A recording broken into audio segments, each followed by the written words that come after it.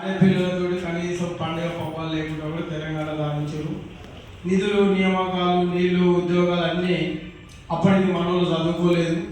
నీళ్లు వాళ్ళకే పోయినాయి, నియామకాలు వాళ్ళకే పోయినాయి, ఉద్యోగాలు వాళ్ళకే పోయినాయి, కమిషన్లు వాళ్ళకే పోయినాయి. తెలంగాణ మాలమానాడికి మాత్రం పదవులు లేవు, కమిషన్లు లేవు, ఏవి లేవు.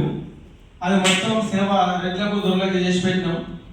దాన్ని దృష్టిలో పెట్టుకొని దయచేసి ఈరోజు బీజేపీ ప్రభుత్వం మూడోసారి వచ్చిందంటే కూడా మనలో వాళ్ళు కూడా కొంతమంది పోరాటానికి ఎడగాకుండా కూడా వాళ్ళకు అవకాశం వచ్చింది.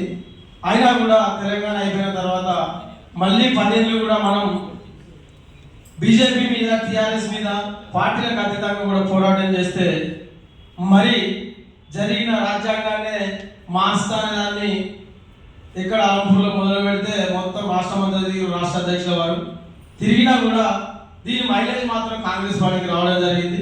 ఆ కాంగ్రెస్ పార్టీకి మైలేజ్ వచ్చింది కాబట్టి ఎంఆర్పిఎస్ అవుట్ రైట్ బీజేపీ ఓటేయమని చెప్పింది, మాలమానాడు అవుట్ రైట్ కాంగ్రెస్ ఓటేయమని చెప్పింది.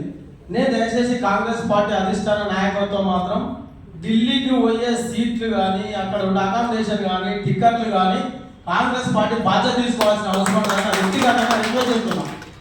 ఎందుకంటే తెలంగాణ ఉద్యమం కష్టపడితే ఆ దూరం పెట్టలే, ఆ దూరం ఇయ్యలే. ఇవాళ కాంగ్రెస్ పార్టీ కోసం ప్రతి ఒక్కరం పనిచేస్తే అవుట్ రైట్ల ఎమ్మెల్యేలు కానీ, ఎంపీలు కానీ గెలవడం జరిగింది. ఇక్కడ ఉన్న దగ్గర ఎవ్వరి దగ్గర ఏం లేవు, తెల్లగా బట్టలు ఉన్నాయి, షూలు ఉన్నాయి, అద్దాలు ఉన్నాయి, సెల్ ఫోన్లు ఉన్నాయి తప్ప ఎవ్వరు పైసలు లేని వాళ్ళే. దీన్ని అందరం కలిసి నా బాధ్యతగా కూడా నా ప్రాంతంలో గెలిచిన ఎమ్మెల్యేలు కావచ్చు, మీ ప్రాంతంలో